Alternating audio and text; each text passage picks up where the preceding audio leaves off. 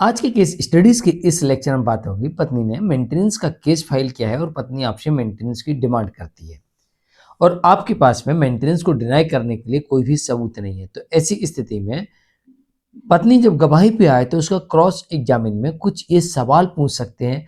हो सकता है कि इन सवालों को पूछने के बाद और ऐसा हो सकता है कि कोर्ट पत्नी को मेंटेनेंस देने से इनकार कर दे, क्योंकि हमारे पास में किसी भी प्रकार का कोई भी सबूत नहीं है। हम जानते हैं कि मेरी पत्नी कमाती है, फिर भी हम उसकी इनकम को साबित नहीं कर सकते। हम जानते हैं कि हमारी पत्नी के बैंक अकाउंट में लाखों रुपए जमा है, लेकिन हमें बैंक का नाम और अकाउंट ही नंबर पता नहीं है, तो हम साबित नहीं कर सकते। मान लीजिए हमारी पत्नी एडल्ट्री में है या रीमैरिज कर चुकी है, लेकिन हमारे पास कोई सबूत नहीं है, या फिर हमारी पत्नी हमारे ऊपर ही क्रूरल्टी कर रही है और हमारे ऊपर आरोप लगा रही है, लेकिन हमारे पास कोई सबूत नहीं है। तो जब सबूत नहीं है तो फिर हम कुछ सवालात तो कर सकते हैं, और अगर ये सवाल पूछने पर हो सकता कि पत्नी इसके जवाब ना दे पाए या फिर इसके क्लैरिफिकेशन ना दे पाए, तो हो सकता है कि कोर्ट ऐसा आदेश कर दे कि पत्नी कहीं ना कहीं झूठा मेंटेनेंस का केस लेके आई है, या फिर कई कारणों से मेंटेनेंस बनता ही नहीं है, तो पत्नी के मेंटेनेंस के केस को रद्द कर किया जाता है, या फिर आंशिक रूप से स्वीकार करते हुए मिनिमम भरण पोषण का आदेश किया जाता है। तो अगर आपके केस में मिनिमम मेंटेनेंस का आदेश हुआ तो भी आपके लिए अच्छा है, पूरा डिसमिस हुआ तो आपके लिए और अच्छा होगा। जय जिनेंद्र, मुकेश जैन। वीडियो को लाइक और शेयर कर दीजिए, और इस तरह के जजमेंट्स का पैकेज पाने के लिए जिसमें लगभग 200 जजमेंट्स मिलते हैं या अन्य किसी जानकारी के लिए दिए गए नंबर पर आप हमें संपर्क कर सकते हैं।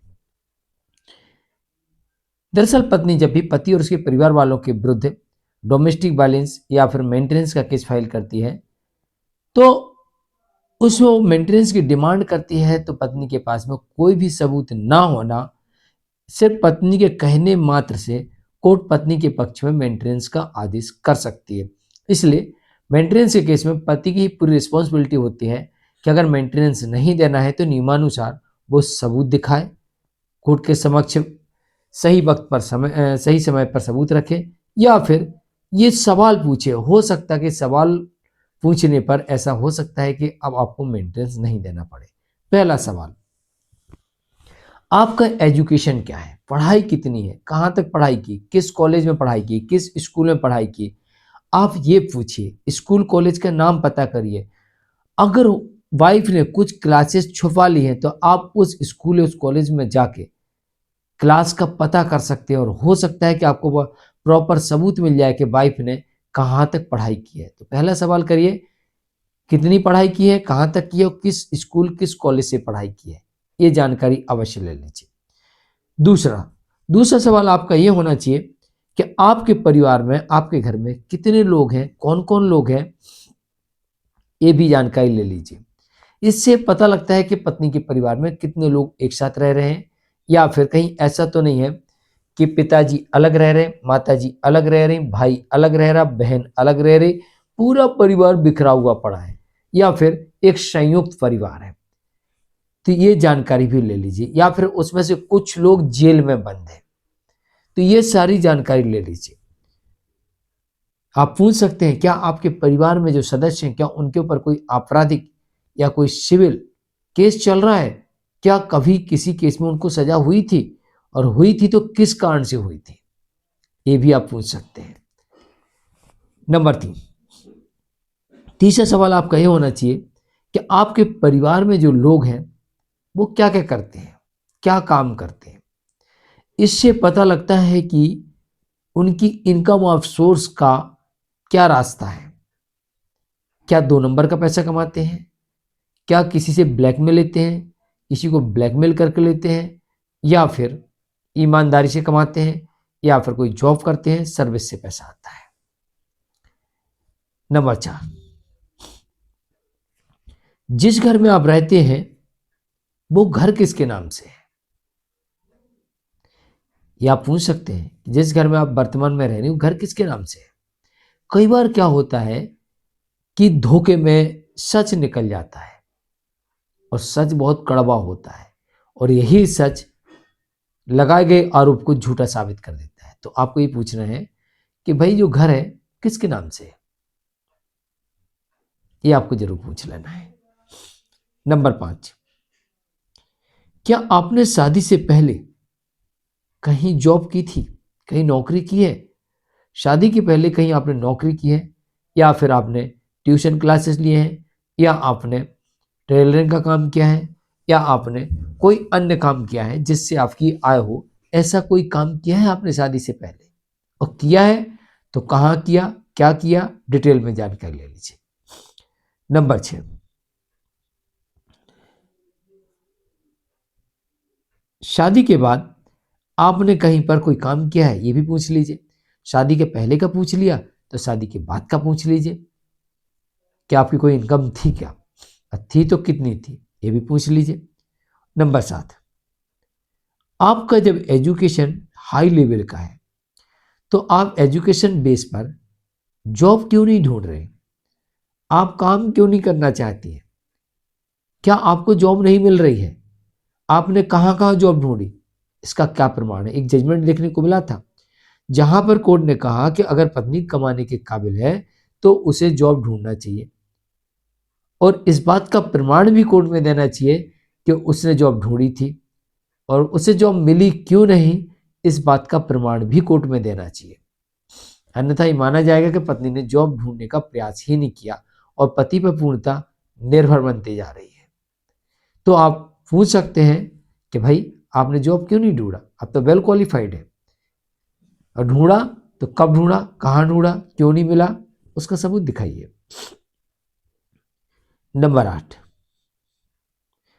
आपका जो एजुकेशन है इस बेस पे तो आपको बड़ी आसानी से जॉब मिल जाना चाहिए आपके भरण पोषण के लिए। अगर वाइफ ये कहती है कि मेरे लेवल की नहीं मिल रही, तो वही लेवल क्या होता है? लेवल क्या होता है? आपके हिसाब से कंपनी सैलरी थोड़ी तय करेगी। हर कंपनी अपने एम्प्लॉयड को अपने हिसाब से सैलरी तय करती है। उसी काम का कोई कंपनी 10,000 रुपये देती है, उसी काम का कोई कंपनी 20,000 देती है, उसी काम का कोई कंपनी 50,000 देती है। तो भाई 50,000 वाली कंपनी में आप जॉब चाहते हो, वहां खाली नहीं है तो उन्हें नहीं दिया आपको, या कोई अन्य कारण हो सकता है। लेकिन जब आप 10,000 20,000 की जॉब कर सकते हो तो क्यों नहीं किया आपने? ये आप सवाल कर सकते हैं। नंबर 9, आपके कितने बैंक खाते हैं और उनमें कितना पैसा जमा है, कितनी एफडी है, इसके ऊपर भी आप सवाल कर सकते हैं। आपके बैंक में खाते कितने हैं, एफडी कितनी है, कितना अमाउंट जमा है आपका बैंक में, ये आप पूछ सकते हैं। कई बार इसमें भी सच निकल जाता है। और नंबर 10, आपके नाम से कितनी संपत्तियां हैं, कितनी प्रॉपर्टियां हैं, या फिर जिस घर में आप रहती हैं, जो आपके घर, जो आपके पिता का घर है, तो आपके पिता की संपत्ति में, स्व अर्जित संपत्ति में बेटी का भी अधिकार होता है। तो आपने बताया कि मैं अपने पिता के घर में रहती हूँ और वो इतना बड़ा मकान है, इतने स्क्वायर फीट का है, और मेरे इतने भाई बहन हैं, तो उस हिसाब से तो आपका इतने परसेंट हिस्सा आपका बनता है, तो इतने स्क्वायर फीट आपकी जगह हुई। तो आप अपने पिता से अपने हिस्से की संपत्ति क्यों नहीं ले रही हैं? और जब आप अपने पिता के घर में अपने हिस्से की संपत्ति में रह रही हैं, तो फिर वो रेंट क्यों मांग रहे हैं आपसे? आप कह रहे हैं कि मेरे पिता मुझसे रेंट मांग रहे हैं, या मैं उनको रेंट दे रही हूँ, या मैं रेंट पर रह रही हूँ। तो जब आपके नाम से आपके पिता की प्रॉपर्टी आपके हिस्से की है, तो आप रेंट से क्यों रह रहे, या आपके पिता रेंट क्यों मांग रहे, या आप उनसे अपने हिस्से की संपत्ति क्यों नहीं ले रहे? ये डिमांड भी आप कर सकते हैं, सवाल कर सकते हैं। नंबर 11, आपने पति का घर क्यों छोड़ा? क्या ऐसी वजह थी कि जिसकी वजह से आपको पति का घर छोड़ना पड़ा? आप पत्नी तमाम आरोप लगाइए। जो आप आरोप लगा रही हैं, इन्हें साबित करने के लिए आपके पास में क्या सबूत है? क्या कहने मात्र से कोई आरोप साबित होता है? ये भी सवाल पूछ सकते हैं। अगर उसकी मेंटलिटी में बात होगी, किसी ने समझा दिया होगा, सिर्फ बोलना साबित होता है, तो ये बात भी कोर्ट के सामने बोल देगी, साहब मैं तो ये जानती हूं कि आरोप लगाने मात्र से साबित हो जाता है, तो और क्लियर पॉइंट हो जाएगा। तो आप ये भी पूछ सकते हैं कि आपने जो आरोप लगाए उसके सबूत क्या है। तो ये आप 11 सवाल अपने मेंटेनेंस के केस में या अन्य किसी केस में भी कुछ सवाल इसमें से पूछ सकते हैं। मैं मुकेश जैन, मेरा मकसद यह है कि इस तरह के सवाल पूछने से कोर्ट के सामने सच आ जाए और सच्चाई के आधार पर उस केस में फैसला हो, चाहे आंशिक रूप से स्वीकार हो, चाहे पूर्ण रूप से स्वीकार हो, चाहे पूरा डिसमिस हो, पर सच के आधार पर फैसला हो। आज के लिए इतना ही। नमस्कार।